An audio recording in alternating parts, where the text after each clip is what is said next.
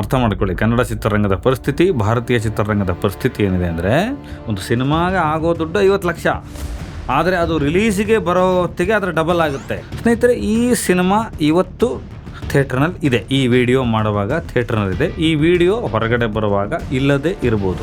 ಸ್ನೇಹಿತರೆ ನಮಸ್ಕಾರ. ಇವತ್ತು ನಾನು ಒಂದು ಸಿನಿಮಾ ಬಗ್ಗೆ ಮಾತಾಡೋಕ್ಕೆ ಬಂದಿದ್ದೀನಿ. ಆ ಒಂದು ಸಿನಿಮಾ ಕನ್ನಡ ಚಿತ್ರರಂಗದ ಇವತ್ತಿನ ಪರಿಸ್ಥಿತಿಯನ್ನು ಬಹುತೇಕವಾಗಿ ನಿಮ್ಮ ಮುಂದೆ ತಗೊಂಡು ಬರುತ್ತೆ. ಇವತ್ತಿನ ಎಲ್ಲ ಸಿನಿಮಾಗಳಲ್ಲೂ 7771 ಲೀಟರ್ ರಕ್ತ ಇರಲೇಬೇಕಾದಂಥ ಸಂದರ್ಭದಲ್ಲಿ, ಇಷ್ಟು ನಗ್ನತೆ, ಇಷ್ಟು ಪ್ರಮಾಣದ ನ್ಯೂಡಿಟಿ ಇರಬೇಕಾದಂಥ ಸಂದರ್ಭದಲ್ಲಿ, ಇಷ್ಟು ಸಿಗರೇಟನ್ನೇ ಸಿನಿಮಾದಲ್ಲಿರೋರೆಲ್ಲ ಸುಟ್ಟು ಬಿಸಾಕಬೇಕು, ಮದ್ಯಪಾನ ಆರೋಗ್ಯಕ್ಕೆ ಹಾನಿಕಾರ ಅನ್ನೋದೆಲ್ಲ ಬರಬೇಕು. ಅಂಥ ಸಂದರ್ಭದಲ್ಲಿ ಒಂದು ನೀಟಾದ ಸಿನಿಮಾ ಮಾಡಿದ್ದಾರೆ, ಒಂದು ಚಂದವಾದ ಸಿನಿಮಾ ಮಾಡಿದ್ದಾರೆ. ಥಿಯೇಟ್ರಿಗೆ ಹೋಗಿ ದುಡ್ಡು ಕೊಟ್ಟು ನೋಡ್ಕೊಂಡು ಬಂದು ನಿಮಗೆ ಹೇಳ್ತಾ ಇದ್ದೀನಿ. ಕಂಟೆಂಟ್ ಕಲ್ಟ್ ಜೊತೆ ಹೇಳಿದ್ರು ಕಷ್ಟ ಆಗುತ್ತೆ, ಇನ್ನೊಂದು ಕಡೆ ಪ್ಯೂರ್ ಕಂಟೆಂಟ್ ಆಗಿ ನವಿರಾಗಿ ಹೇಳಿದ್ರು ಕಷ್ಟ ಆಗ್ತಾ ಇದೆ. ಸೊ ಹೀರೋವಾಗ ಮಾರ್ಕೆಟ್ನ ಏನು ಮಾಡಬೇಕು? ಸ್ನೇಹಿತರೆ ನಮಸ್ಕಾರ. ಇವತ್ತು ನಾನು ಒಂದು ಸಿನಿಮಾ ಬಗ್ಗೆ ಮಾತಾಡೋಕ್ಕೆ ಬಂದಿದ್ದೀನಿ. ಆ ಒಂದು ಸಿನಿಮಾ ಕನ್ನಡ ಚಿತ್ರರಂಗದ ಇವತ್ತಿನ ಪರಿಸ್ಥಿತಿಯನ್ನು ಬಹುತೇಕವಾಗಿ ನಿಮ್ಮ ಮುಂದೆ ತಗೊಂಡು ಬರುತ್ತೆ. ಹಾಗಾಗಿ ಆ ಸಿನಿಮಾನ ಉದಾಹರಣೆಯನ್ನಾಗಿಟ್ಕೊಂಡು ಇವತ್ತು ಏನು ನಡೀತಾ ಇದೆ ಅಂತ ಹೇಳೋದಕ್ಕೆ ಬರ್ತಾ ಇದ್ದೀನಿ. ಇದು ಕನ್ನಡ ಚಿತ್ರರಂಗದ ಮಾರುಕಟ್ಟೆ ಇರ್ಬೋದು, ಆಡಿಯನ್ಸ್ ಇರ್ಬೋದು, ಚಿತ್ರೋದ್ಯಮ ಇರ್ಬೋದು, ಇದೆಲ್ಲದನ್ನು ಪೂರಕವಾಗಿ ವಿವರಿಸೋದಕ್ಕೆ ಈ ಸಿನಿಮಾ ಮುಖಾಂತರ ಸಾಧ್ಯವಾಗುತ್ತೆ ಅನ್ನೋದು ನನ್ನ ನಂಬಿಕೆ. ಆ ಸಿನಿಮಾ ಹೆಸರು ಒಲವಾರ ಅಂತ. ಒಲವಾರ ಅಂದರೆ ಹಾಸನ ಜಿಲ್ಲೆಯನ್ನು ನಾನು. ಆ ಭಾಗದಲ್ಲಿ ಹಳೆಯ ಮೈಸೂರು ಪ್ರಾಂತ್ಯದಲ್ಲಿ ಮತ್ತು ದಕ್ಷಿಣ ಕನ್ನಡದ ತೀರ ಘಟ್ಟಗಳ ಹತ್ರನೂ ಈ ಪದವನ್ನು ಬಳಸ್ತಾರೆ. ಒಲವಾರ ಅಂದರೆ ಒಬ್ಬರಿಗೊಂದು ಮಾಡೋದು, ಇನ್ನೊಬ್ಬರಿಗೆ ಇನ್ನೊಂದು ಮಾಡೋದು, ಒಂದು ಕಣ್ಣಿಗೆ ಸುಣ್ಣ ಇನ್ನೊಂದು ಕಣ್ಣಿಗೆ ಬಣ್ಣ ಅನ್ನೋದೆಲ್ಲ ಮಾತಾಡ್ತೀವಲ್ಲ, ಆ ಥರ ಡಿಫ್ರೆನ್ಸ್ನ ಮಾಡೋ ಥರದ್ದು ಒಂದು ಪದ.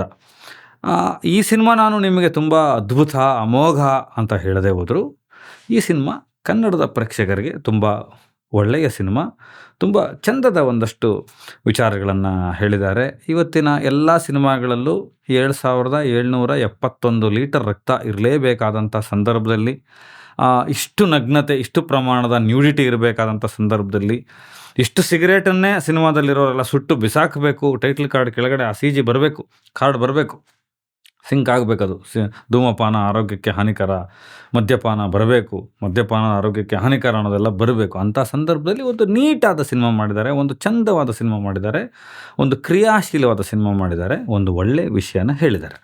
ಆ ಮಟ್ಟಿಗೆ ಅದು ಒಳ್ಳೆಯ ಸಿನಿಮಾ. ಇದು ನನ್ನ ರೀಡಿಂಗ್. ಆ ಸಿನಿಮಾ ನೋಡಿದ ಮೇಲೆ ಥಿಯೇಟ್ರಿಗೆ ಹೋಗಿ ದುಡ್ಡು ಕೊಟ್ಟು ನೋಡ್ಕೊಂಡು ಬಂದು ನಿಮಗೆ ಹೇಳ್ತಾ ಇದ್ದೀನಿ.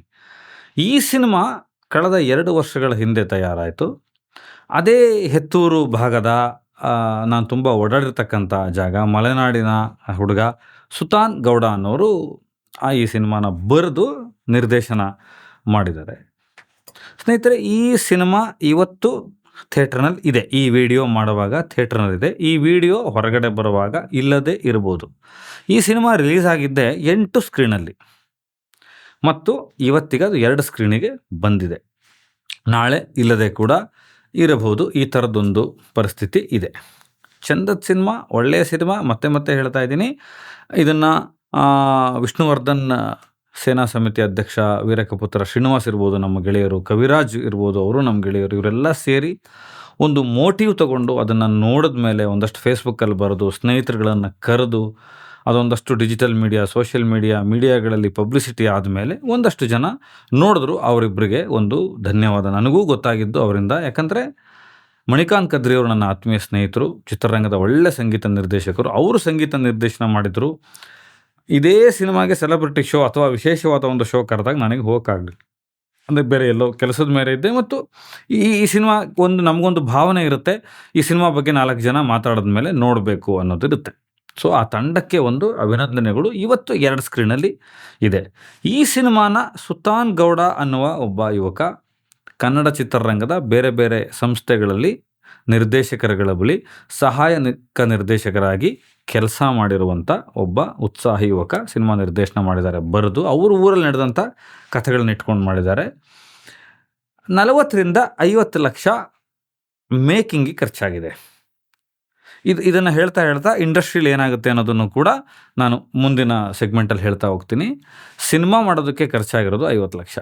ಪೋಸ್ಟ್ ಪ್ರೊಡಕ್ಷನ್ ಮಾಡಿ ಅದನ್ನು ಆಚೆ ತಂದು ಪಬ್ಲಿಸಿಟಿ ಮಾಡಿ ಅದನ್ನು ಮಾಡೋದಕ್ಕೆ 2 ವರ್ಷ ಟೈಮ್ ತೊಗೊಂಡಿದೆ.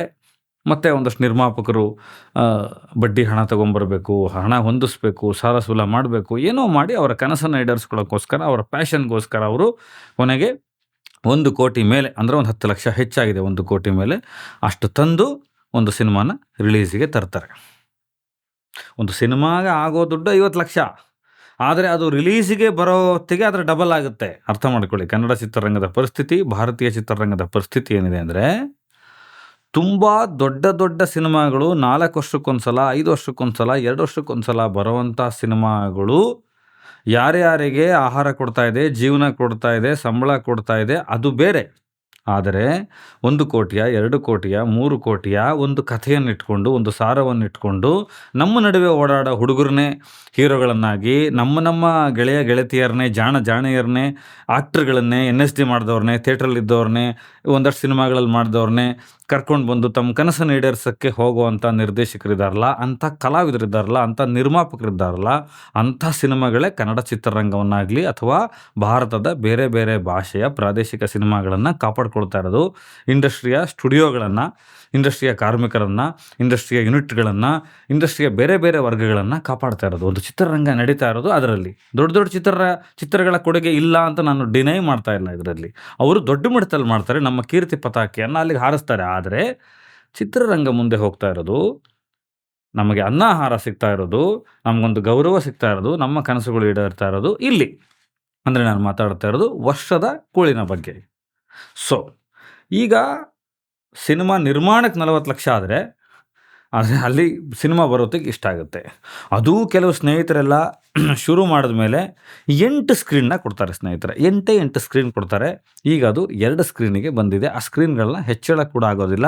ಯಾಕಂದರೆ ಇದೇ ಕನ್ನಡ ಚಿತ್ರರಂಗದಲ್ಲಿ ನಮ್ಮದೇ ಇನ್ನೊಂದಷ್ಟು ಕನ್ನಡ ಸಿನಿಮಾಗಳು, ನಮ್ಮದೇ ಇನ್ನೊಂದಷ್ಟು ನಿರ್ಮಾಪಕರ ಕನಸುಗಳು, ನಿರ್ದೇಶಕರ ತುಡಿತಗಳು, ಕಲಾವಿದರ ಕಷ್ಟಗಳು ಎಲ್ಲ ಮಾಡಿ ಕನಸುಗಳು ಕಟ್ಟು ಬಂದಿರತಕ್ಕಂಥ 8ರಿಂದ 9 ಸಿನಿಮಾ ಸರಾಸರಿಯಾಗಿ ಬಿಡುಗಡೆ ಆಗುತ್ತೆ. ಸೊ ಪರಭಾಷೆಗಳ ಜೊತೆ ಸ್ಪರ್ಧೆ ಮಾಡ್ತಾನೆ ನಾವು ನಮ್ಮಲ್ಲಿರ್ತಕ್ಕಂಥ ಕ್ರಿಯಾಶೀಲ ಸಿನಿಮಾಗಳನ್ನು ನಾವೇ ತಿಂದುಕೊಳ್ಳಬೇಕಾಗಿದೆ, ನಾವೇ ಥಿಯೇಟ್ರ್ಗಳ ಪೈಪೋಟಿಯನ್ನು ಕೊಡಬೇಕಾಗಿದೆ. ಇಲ್ಲಿ ಇದೊಂದು ಸಂಘಟಿತವಾದಂಥ ವಿತರಕರ ವಲಯ, ಪ್ರದರ್ಶಕರ ವಲಯ, ನಿರ್ಮಾಪಕರ ವಲಯ, ನಿರ್ದೇಶಕರ ವಲಯ, ಒಂದು ಕ್ಯೂ ಸಿಸ್ಟಮಲ್ಲಿ, ಒಂದು ಆರ್ಡರ್ಲಿ ಸಿಸ್ಟಮಲ್ಲಿ ಹೋಗೋಕ್ಕೆ ಇಷ್ಟು ವರ್ಷಗಳ ಪ್ರಯತ್ನ ಆದರೂ ಆಗ್ತಾ ಇಲ್ಲ. ಇದಕ್ಕೆ ಹಿರಿಯರು ತುಂಬ ಪ್ರಯತ್ನ ಪಟ್ಟಿದ್ದಾರೆ, ಇಲ್ಲ ಅಂತ ಹೇಳಲ್ಲ. ವಾಣಿಜ್ಯ ಮಂಡಳಿ ಇರ್ಬೋದು, ನಿರ್ಮಾಪಕರ ಸಂಘ ಇರ್ಬೋದು, ಎಲ್ಲವೂ ಸೇರಿ ಮಾಡಿದ್ದಾರೆ. ಆದರೆ ಅದು ಒಂದು ಆರ್ಡರ್ಲಿ ಸಿಸ್ಟಮ್ ಅಂತ ಏನಿದೆ ಅದಕ್ಕೆ ಬರೋಕ್ಕೆ ಆಗೋದಿಲ್ಲ. ಯಾಕಂದರೆ ಇದು ಕ್ರಿಯೇಟಿವ್ ಎಕನಾಮಿ. ಈ ಸಿನಿಮಾ ಅನ್ನೋದೇ ಹಾಗೆ. ಈ ಹಲವಾರ ಸಿನಿಮಾ ಇಷ್ಟು ಒಳ್ಳೆ ಕಂಟೆಂಟು, ಇದು ಜನ ಬರ್ತಾ ಇಲ್ಲ. ಯಾಕೆ ಅಂದರೆ ಕನ್ನಡ ಸಿನಿಮಾಗಳನ್ನು ನೋಡೋದಕ್ಕೆ, ಪ್ರಾದೇಶಿಕ ಸಿನಿಮಾಗಳನ್ನು ನೋಡೋದಕ್ಕೆ, ಯಾವುದೇ ಭಾಷೆಯ ಸಿನಿಮಾಗಳನ್ನು ನೋಡೋದಕ್ಕೆ ತರಾತುರಿಯಿಂದ ಎದ್ದು ನಮ್ಮ ಪ್ರೇಕ್ಷಕ, ನಮ್ಮ ಗ್ರಾಹಕ ಅವನ 5 ಗಂಟೆಗಳನ್ನು, ಅವನ 4 ಗಂಟೆಗಳನ್ನು, ಅವನ ಸಮಯನ ಮೀಸಲಿರಿಸಿ ಓಡೋಡಿ ಥಿಯೇಟ್ರ್ ಹತ್ರ ಬಂದಾಗ ನಾವೆಂತೆಂಥ ಸಿನಿಮಾಗಳನ್ನು ಚಿತ್ರರಂಗ ಕೊಟ್ಟಿದೆ ಅನ್ನೋದು ಕೂಡ ಅದೂ ಕೂಡ ನೆನಪಲ್ಲಿಟ್ಕೊಳ್ತಾನೆ. ಮತ್ತು ಇವತ್ತು ಬರ್ತಿರ್ತಕ್ಕಂಥ ಸಿನಿಮಾಗಳನ್ನು ಕೂಡ ನೆನಪಲ್ಲಿಟ್ಕೊಳ್ತಾನೆ. ಇವತ್ತಿನವರೆಗೂ ಈ ಹಲವಾರ ಅನ್ನೋ ಸಿನಿಮಾ ಬಗ್ಗೆ ಇಷ್ಟೆಲ್ಲ ಒಳ್ಳೆಯ ಮಾತುಕತೆಗಳು ನಡೆದ್ರು. ಎಲ್ಲಿ ಹಂತಕ್ಕೆ ಅಂದರೆ, ನಾನು ಕೆಲವು ನಿರ್ಮಾಪಕ ಗೆಳೆಯರಿಗೆ ಇದನ್ನು ಅವ್ರಿಗೆ ಮಾಹಿತಿಗೆ ತಂದಾಗ, ನಮ್ಮ ಅವಿನಾಶ್ ಶೆಟ್ಟಿ ಇರ್ಬೋದು, ವೆಂಕಟಗೌಡ ಇರ್ಬೋದು, ಭದ್ರಾವತಿ ಕುಮಾರ್ ಇರ್ಬೋದು, ರಮೇಶ್ ಯಾದವ್ ಅವರು ಇರ್ಬೋದು, ಈ ಥರದವ್ರಿಗೆಲ್ಲ ಹೇಳಿದಾಗ ಅವರು ಜೈಮಾಲ ಅವರ ಗಮನಕ್ಕೂ ತಂದು, ವಾಣಿಜ್ಯ ಮಂಡಳಿ ಅಧ್ಯಕ್ಷ ಆದ ಜೈಮಾಲ ಮತ್ತಿತರರು ವಾಣಿಜ್ಯ ಮಂಡಳಿಯಲ್ಲೇ ಕರೆ ಕೊಟ್ಟು ನಿರ್ಮಾಪಕರ ಸಂಘದವ್ರಿಗೆ ಹೇಳಿ, ಬೇರೆ ಬೇರೆ ಅವರ ವಲಯಗಳಿರ್ತಕ್ಕಂಥ ಸಂಘಟನೆಗಳಿಗೆ ಮೆಸೇಜ್ಗಳನ್ನು ನಿರ್ಮಾಪಕರೇ ಕೆಲವರು ಸ್ವಯಂ ಉತ್ಸುಕತೆಯಿಂದ ಮಾಡಿದ್ರು ಕೂಡ ಅವರೇ ಹೋಗಿ ಟಿಕೆಟ್ ಕೊಟ್ಟು ಸಿನಿಮಾ ನೋಡ್ಕೊಂಡು ಬಂದಿದ್ದಾರೆ. ಇದು ಮೊದಲನೇದಾಗಿ ಒಂದು ಮೆಚ್ಚುಗೆಯ ಪ್ರಯತ್ನ. ಆದರೆ ಈ ಕರೆಗೆ ಎಷ್ಟು ಜನ ಹೋದರು, ಎಷ್ಟು ಜನ ನಿರ್ಮಾಪಕರು ಸ್ಪಂದಿಸಿದ್ರು, ಎಷ್ಟು ಜನ ಸಹ ನಿರ್ದೇಶಕರು ಸ್ಪಂದಿಸಿದ್ರು, ಎಷ್ಟು ಜನ ನಿರ್ದೇಶಕರುಗಳು ಸ್ಪಂದಿಸಿದ್ರು, ಎಷ್ಟು ಜನ ವಿತರಕರು ಸ್ಪಂದಿಸಿದ್ರು ಅನ್ನೋದು ಕೂಡ ತುಂಬ ಮುಖ್ಯ ಆಗುತ್ತೆ. ನಾನಿಲ್ಲಿ ಯಾರನ್ನೂ ದೂರ್ತಾ ಇಲ್ಲ. ಮತ್ತೆ ಹೇಳ್ತಾ ಇದ್ದೀನಿ, ಕನ್ನಡ ಚಿತ್ರರಂಗದ ಪರಿಸ್ಥಿತಿಯನ್ನು, ಇವತ್ತಿನ ಆತಂಕಕಾರಿ ಬೆಳವಣಿಗೆಗಳನ್ನು ಹೇಳೋದಕ್ಕೆ ಈ ಸಿನಿಮಾವನ್ನು ಸಿಂಬಾಲಿಕ್ ಆಗಿ ತಗೋತಾ ಇದ್ದೀನಿ. ನಾನು ಒಬ್ಬ ನಿರ್ಮಾಪಕನ ಪರವಾಗಿ ಮಾತಾಡ್ತಾ ಇರೋದು, ಒಬ್ಬ ನಿರ್ದೇಶಕನ ಪರವಾಗಿ ಮಾತಾಡ್ತಾ ಇರೋದು. ಇತ್ತೀಚಿನ ದಿನಗಳಲ್ಲಿ ಕೋಟ್ ಮಾಡಿ ಇವನ್ನೆಲ್ಲ ಹೇಳಬೇಕಾಗಿದೆ. ಪದಗಳನ್ನು ಹಿಡಿಯಬೇಡಿ, ಭಾವಗಳನ್ನು ಹಿಡಿದು ಹೋಗಿ ಅದರ ಅರ್ಥವನ್ನು ತೊಗೊಂಡು ಹೋಗಿ ಅಂತ ಎಲ್ಲರಿಗೂ ಮನವಿ ಮಾಡ್ತಾ ಇನ್ನೊಮ್ಮೆ ಹೇಳ್ತೀನಿ, ಯಾವುದೇ OTT ಬಿಸ್ನೆಸ್ ಇದುವರೆಗೂ ಡಿಜಿಟಲ್ ಮೀಡಿಯಾದಲ್ಲಿ ಅಂದರೆ ಸ್ಯಾಟಲೈಟ್ ಅಥವಾ OTT ಅಂತ ಏನು ಕರಿತೀವಿ, ನೀವು ಮನೇಲೆ ಕೂತು ಟಿ ವಿಲಿ ನೋಡೋದಕ್ಕಾಗಲಿ ಇನ್ನೊಂದಕ್ಕಾಗಲಿ ಮಾಡಿಲ್ಲ. ಅದರ ಪ್ರಸ್ತಾಪ ಕೂಡ ಈ ಸುತಾನ್ ಗೌಡ ಅನ್ನೋ ಹುಡುಗನಿಗೆ ಸಪೋರ್ಟ್ ಸಿಕ್ಕಲಿಲ್ಲ. ಇದುವರೆಗೂ ಕನಿಷ್ಠ ಪಕ್ಷ 10 ಲಕ್ಷ ರೂಪಾಯಿ ಮಾತ್ರ ಒಂದು ಆಗಿರ್ಬೋದು. ಶೇರ್ ವ್ಯವಸ್ಥೆ ಹೇಳ್ತಾ ಇಲ್ಲ, ಕಲೆಕ್ಷನ್ ವ್ಯವಸ್ಥೆ ಆಗಿರ್ಬೋದು ಇವತ್ತಿಗೆ. ಅಷ್ಟೇ ಒಬ್ಬ ನಿರ್ಮಾಪಕ ಬದುಕಿದ್ದು. ಇನ್ನೂ ಆತ ಹಣ ಹಾಕಿರೋದು 1 ಕೋಟಿ ಬರಬೇಕಾಗಿದೆ.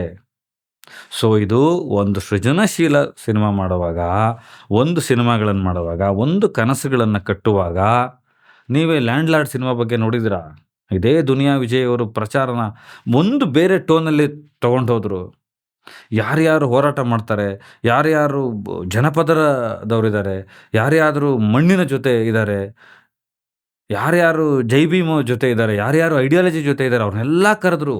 ಹಲವಾರು ಸ್ವಾಮೀಜಿಗಳು ಬಂದು ನೋಡಿದ್ರು, ಮುಖ್ಯಮಂತ್ರಿಗಳು ನೋಡ್ತೀನಿ ಅಂತ ಹೇಳಿದ್ರು, ಕೆಲವು ಮಂತ್ರಿಗಳೆಲ್ಲ ನೋಡಿದ್ರು.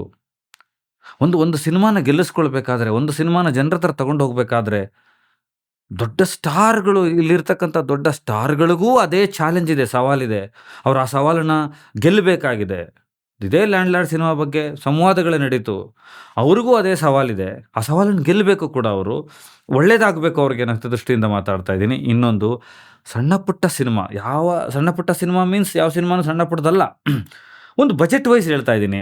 ಆರ್ಟಿಸ್ಟ್ ವೈಸ್ ಮಾಡಿಕೊಂಡು ಹುಡುಕಿ ಅವ್ರನ್ನ ತೊಗೊಂಡು ಬಂದು ಒಂದು ಮಗು ಕೈಯಲ್ಲಿ ಆ್ಯಕ್ಟಿಂಗ್ ಮಾಡಿಸಿ, ಚಿಕ್ಕ ಹುಡುಗನ ಒಂದು ಕಥೆ ಅದು.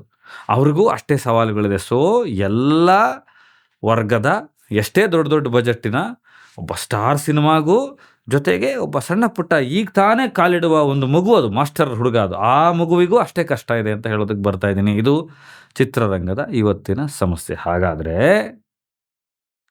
ಕನ್ನಡ ಚಿತ್ರೋದ್ಯಮದಲ್ಲಾಗಲಿ ಭಾರತೀಯ ಚಿತ್ರೋದ್ಯಮದಲ್ಲಾಗಲಿ ನೀವು ನೆರೇಟಿವ್ ಸಿಸ್ಟಮ್ನ ಸಿನಿಮಾಗಳನ್ನೇ ಮಾಡಬೇಕಾ? ರಕ್ತನೇ ಹರಿಸ್ಬೇಕಾ? ನಗ್ನತೆಯನ್ನೇ ಹೇಳಬೇಕಾ? ನಿಮಗೆ ಸಂವಿಧಾನ ಪರವಾಗಿರ್ತಕ್ಕಂಥ ಸಿನಿಮಾಗಳನ್ನು ಮಾಡು ಕೂಡ ಆ ಸಿನಿಮಾನ ಥಿಯೇಟ್ರ್ ಕಡೆ ಕರ್ಕೊಂಬರೋದಕ್ಕೆ ಕಷ್ಟ ಆಗ್ತಾ ಇದೆ. ಒಂದು ಉಳುವವನೇ ಭೂಮಿಯ ಒಡೆಯ, ಬಡವನ ನಾಡಿದು, ಇದು ಸಂವಿಧಾನ ಎಲ್ರಿಗೂ ಸಮಾನ, ಜಾತಿ ವ್ಯವಸ್ಥೆಯಲ್ಲಿ ಕ್ರೌರ್ಯದ ವ್ಯವಸ್ಥೆಯಲ್ಲಿ ಅವನನ್ನು ತುಳಿತಾ ಇದೆ ಅಂತ ಹೋರಾಟದ ಸಿನಿಮಾಗಳನ್ನು ಹೇಳಿದ್ರು, ಕಂಟೆಂಟ್ ಕಲ್ಟ್ ಜೊತೆ ಹೇಳಿದ್ರು ಕಷ್ಟ ಆಗುತ್ತೆ. ಇನ್ನೊಂದು ಕಡೆ ಪ್ಯೂರ್ ಕಂಟೆಂಟ್ ಆಗಿ ನವಿರಾಗಿ ಹೇಳಿದ್ರು ಕಷ್ಟ ಆಗ್ತಾ ಇದೆ. ಸೊ ಹೀರುವಾಗ ಮಾರ್ಕೆಟ್ನ ಏನು ಮಾಡಬೇಕು? ಚಿತ್ರರಂಗ ಹೇಗೆ ಉಳಿಬೇಕು? ಜನರ ಅಭಿರುಚಿ ಮತ್ತು ಗ್ರಾಹಕನ ಆಯ್ಕೆ ಅದು ಅಂತಿಮ. ಅದಕ್ಕೆ ಏನು ಮಾಡಬೇಕು? ದಯವಿಟ್ಟು ಕಮೆಂಟ್ ಮಾಡಿ ನಿಮ್ಮ ಸಲಹೆಗಳನ್ನು. ಯಾಕಂದರೆ ಗ್ರಾಹಕರು ನೀವು, ಪ್ರೇಕ್ಷಕರು ನೀವು, ಪ್ರಭುಗಳು ನೀವು, ನಿಜವಾದ ಹಣ ಕೊಟ್ಟು ಥಿಯೇಟ್ರಿಗೆ ಬರೋರು ನೀವು. ನಿಮಗೆ ಎಂಥ ಸಿನಿಮಾಗಳು ಬೇಕು ಅನ್ನೋದನ್ನು, ಮತ್ತು ಚಿತ್ರರಂಗಕ್ಕೆ ಮದ್ದೇನು ಇದಕ್ಕೆ ಅನ್ನೋದನ್ನು ನಿರ್ಮಾಪಕರಿಗಾಗಲಿ ನಿರ್ದೇಶಕರಿಗಾಗಲಿ ಒಂದು ಸಿನಿಮಾನ ಮಾರುಕಟ್ಟೆಯಲ್ಲಿ ಜನರ ಹತ್ರ ತಗೊಂಡೋಗಿ ಜನರ ದುಡ್ಡನ್ನು ತಗೊಂಡು ವಾಪಸ್ಸು ಅದರ ದುಡಿಮೆಯನ್ನು ಮಾಡೋದು ಎಷ್ಟು ಕಷ್ಟ ಇದೆ ಇವತ್ತು ಅನ್ನೋದಕ್ಕೆ ಒಂದು ಉದಾಹರಣೆಯನ್ನು ಹೇಳ್ತೀನಿ. ಇದು ಎಲ್ರಿಗೂ ಅನ್ವಯಿಸುತ್ತೆ, ಇದನ್ನು ಎಲ್ಲರೂ ಫೇಸ್ ಮಾಡಿದ್ದಾರೆ. ಒಂದು ಸಿನಿಮಾ ಥಿಯೇಟ್ರ್ನಲ್ಲಿ, ಅದರಲ್ಲೂ ಈ ಮಲ್ಟಿಪ್ಲೆಕ್ಸ್ನವರು 11 ಟಿಕೆಟ್ ಬುಕ್ ಆಗಿರಬೇಕು. 11ಕ್ಕಿಂತ ಕಡಿಮೆ ಟಿಕೆಟ್ ಬುಕ್ ಆಗಿದ್ರೆ ಆ ಶೋನ ಕ್ಯಾನ್ಸಲ್ ಮಾಡ್ತಾರೆ. ನಿಮಗೊಂದು ಪ್ರಿಯರ್ ನೋಟಿಸ್, ಅಂದರೆ ನಿಮಗೆ ಈ ಶೋನ ಕ್ಯಾನ್ಸಲ್ ಮಾಡ್ತಾ ಇದ್ದೀವಿ ಅಂತ ನಿರ್ಮಾಪಕರಿಗಾಗಲಿ ವಿತರಕರಿಗಾಗಲಿ ಹೇಳುವಂಥ ಸಂದರ್ಭನೂ ಅವರು ತಗೊಳ್ಳೋದಿಲ್ಲ. 11 ಸೀಟ್ ಆಗಿರಲೇಬೇಕು. ಈಗ ನಮಗನ್ಸುತ್ತೆ ಶನಿವಾರ ಭಾನುವಾರ ಪಿಕಪ್ ಆಗಿಬಿಡುತ್ತೆ ಸಿನಿಮಾ, ಅದಕ್ಕೋಸ್ಕರ ಸ್ವಲ್ಪ ಥಿಯೇಟ್ರ್ಗಳು ಉಳಿಸ್ಕೋಬೇಕು ಅಂದರೆ ಎಷ್ಟೋ ಜನ ನಿರ್ಮಾಪಕರು 11ರಿಂದ 15 ಸೀಟ್ಗಳನ್ನು ತಾವೇ ಬುಕ್ ಮಾಡಿಸ್ತಾರೆ. ತಮ್ಮ ಸ್ನೇಹಿತರುಗಳನ್ನು ಕಳಿಸ್ತಾರೆ, ನೆಂಟರುಗಳನ್ನು ಕಳಿಸ್ತಾರೆ, ಕಾಲೇಜ್ ಹುಡುಗರುಗಳನ್ನು ಕಳಿಸ್ತಾರೆ. ಆ ಥರದ್ದೊಂದು ಸಿಸ್ಟಮನ್ನು ಕೆಲವು ನಿರ್ಮಾಪಕರು ವಿಧಿ ಇಲ್ದಲೇ ಮಾಡಬೇಕಾಗಿದೆ, ನಿರ್ದೇಶಕರು ಮಾಡಬೇಕಾಗಿದೆ, ಸಿನಿಮಾ ತಂಡ ಮಾಡಬೇಕಾಗಿದೆ. ಯಾಕಂದರೆ ಥಿಯೇಟ್ರ್ ಉಳಿಸ್ಕೊಳ್ಳೋದಕ್ಕೆ ಕಾರಣ ಇಲ್ದಲೇ ನಿಮಗೊಂದು ಮಾಹಿತಿ ಕೂಡ ಕೊಡ್ತಾರೆ, ತೆಗೆದು ಬಿಡ್ತಾರೆ ಥಿಯೇಟ್ರ್ಗಳನ್ನು. ಆ 11 ಸೀಟ್ ಅನ್ನೋದು ಇವತ್ತು ಒಲವಾರ ಅನ್ನೋ ಥರದ ಸಿನಿಮಾಗಳಿಗೆ, ಭಾರತಿ ಟೀಚರ್ ಥರದ ಸಿನಿಮಾಗಳಿಗೆ, ಇನ್ನೂ ಏನೇನು ಪ್ರಯೋಗಗಳು ಮಾಡ್ತಾರಲ್ಲ ಆ ಥರದ ಸಿನಿಮಾಗಳಿಗೆ ತುಂಬ ಮುಖ್ಯ ಆಗುತ್ತೆ. ಇನ್ನೊಂದು, ಆ ಸಿಂಗಲ್ ಥಿಯೇಟ್ರ್ಗಳನ್ನು ಉಳಿಸ್ಕೋಬೇಕು, ಬೇರೆ ಬೇರೆ ಥಿಯೇಟ್ರ್ಗಳನ್ನ ಉಳಿಸ್ಕೋಬೇಕು, ಅದಕ್ಕೆ ಜನ ಬರೋ ಹಾಗೆ ಮಾಡಬೇಕು, ಅಟ್ರ್ಯಾಕ್ಟ್ ಮಾಡಬೇಕು ಅಂತಂದರೆ ಒಂದು ಸಿನಿಮಾ ಮಾಡೋದಕ್ಕೆ ಎಷ್ಟು ಸಾಹಸ ಮಾಡ್ತಾರೋ, ಎಷ್ಟು ಕಷ್ಟಪಡ್ತಾರೋ ಅದಕ್ಕಿಂತ ಹೆಚ್ಚಿನದಾಗಿ ತಾವೇ ಜನರನ್ನು ಕರೆಸಬೇಕು. ಎಷ್ಟೋ ಜನ ನಿರ್ಮಾಪಕರುಗಳು ನನ್ನ ಹತ್ರನೇ ಹೇಳ್ಕೊಂಡಿದ್ದಾರೆ, ನನ್ನ ಆತ್ಮೀಯರು ಹೇಳ್ಕೊಂಡಿದ್ದಾರೆ, ನಾವು ಟಿಕೆಟ್ ಹರಿಸ್ಬೇಕು. ಇದೊಂದು ಸಂಸ್ಕೃತಿ ಕನ್ನಡ ಚಿತ್ರರಂಗದಲ್ಲಿ ಬಂದೋಯ್ತು. ಲಕ್ಷಾಂತರ ರೂಪಾಯಿ ಖರ್ಚಾಗುತ್ತೆ ಅದಕ್ಕೆ. ಒಂದಷ್ಟು ಟಿಕೆಟ್ಗಳನ್ನು ಹರಿಸಿ, ಜನರನ್ನು ಒಳಗಡೆ ಕರೆಸಿ, ಅದಕ್ಕೊಂದು ಒಬ್ಬರಿಂದ ಒಬ್ಬರು ಮಾತನಾಡೋ ಥರ ಮಾತಾಡಿ, ಸೋಷಿಯಲ್ ಮೀಡಿಯಾಗಳಲ್ಲಿ ಮಾತನಾಡೋ ಥರ ಮಾತಾಡಿ ಮಾಡಬೇಕಾಗಿದೆ. ಇದು ತುಂಬ ಸೂಪರ್ ಸ್ಟಾರ್‌ಗಳೇನಿರ್ತಾರೆ ಅಂಥವರು ಜನರನ್ನ ಸೆಳೆದು ಬಿಡ್ತಾರೆ. ಅವರ ಸಿನಿಮಾ ಬರ್ತಾ ಇದೆ ಅನ್ನೋದು ಒಂದು ಮಾತು ಸಾಕು. ಸೂಪರ್ ಸ್ಟಾರ್‌ಗಳ ಸಿನಿಮಾಗೆ ಜನ, ಅವರ ಫ್ಯಾನ್ಸು, ಅವರ ಅಭಿಮಾನಿಗಳು ಇಷ್ಟು ದಿನ 1 ವಾರಗಳ ಕಾಲವೋ, 3 ದಿನಗಳ ಕಾಲವೋ ಅಥವಾ 10 ದಿನಗಳ ಕಾಲವೋ ಎಷ್ಟು ಶಕ್ತಿ ಇದೆ, ಅವರ ಮಾರ್ಕೆಟ್ ಶಕ್ತಿ ಇದೆ, ಫ್ಯಾನ್ಸ್‌ಗಳ ಎಷ್ಟು ಅವ್ರ ಫ್ಯಾನ್ಸನ್ನು ಸಂಪಾದಿಸಿದ್ದಾರೆ ಅದರ ಆಧಾರದಲ್ಲಿ ಬಂದುಬಿಡ್ತಾರೆ ಅವರೆಲ್ಲ. ಆದರೆ ಅದ ನಂತರದ ಬರುವ ಸಿನಿಮಾಗಳಿಗೆ ಇಷ್ಟೆಲ್ಲ ಕಷ್ಟ ಇದೆ. ಯಾಕೆ ಹೇಳ್ತಾ ಇದ್ದೀನಿ ಅಂದರೆ, ಒಂದು ಸಿನಿಮಾನ ಥಿಯೇಟ್ರ್‌ನಲ್ಲಿ ಉಳಿಸಿ, ಅದನ್ನು ಜನರಿಗೆ ತಲುಪಿಸಿ, ಇದರ ಒಂದು ಸದಭಿರುಚಿ ಇದೆ, ಇದರಲ್ಲೊಂದು ಏನೋ ಒಂದು ಕಾಡುವ ಒಂದು ಭಾವ ಹೇಳಿದ್ದೀನಿ, ಒಂದು ವಿಷಯ ಹೇಳಿದ್ದೀನಿ, ಅದನ್ನು ಮುಟ್ಟಿಸ್ತಾ ಇದ್ದೀನಿ ನಿಮಗೆ, ನೀವು ನೋಡಿ. ಕೆಲವು ಸಿನಿಮಾಗಳು OTTಗೂ ಕೂಡ ಬರೋದಿಲ್ಲ. ತುಂಬ ಒಳ್ಳೆಯ ಸಿನಿಮಾಗಳಿರುತ್ತೆ. ನಿಮಗೆ ಉದಾಹರಣೆ ಕೆರೆಬೇಟೆ ನನ್ನ ಗೆಳೆಯಂದು ಒಳ್ಳೆಯ ಸಿನಿಮಾ. ಈ ಥರದ ಬೇಕಾದಷ್ಟು ಉದಾಹರಣೆಗಳನ್ನು ಕೊಡಬಲ್ಲೆ. ನಾನು ಬರೆದಿರುವಂಥ ಸಿನಿಮಾಗಳನ್ನು ಎಷ್ಟೊಂದು ಉದಾಹರಣೆಗಳನ್ನು ಕೊಡಬಲ್ಲೆ. ಜನರನ್ನು ಥಿಯೇಟ್ರ್ ಹತ್ರಕ್ಕೆ ತೊಗೊಂಬರೋದಕ್ಕೆ ವಿಫಲರಾಗ್ಬಿಡ್ತವೆ. ಆಮೇಲೆ OTTಗಳಲ್ಲಿ ಕೂಡ ಸಿಗೋದಿಲ್ಲ. ಈ ಥರದ ಕಷ್ಟಗಳೆಲ್ಲ ಬಂದಾಗ ಒಬ್ಬ ನಿರ್ಮಾಪಕ ಏನು ಮಾಡಬೇಕು? ಆಗ ಆ 11 ಅನ್ನೋ ಸಂಖ್ಯೆ ತುಂಬ ಮುಖ್ಯ ಆಗುತ್ತೆ.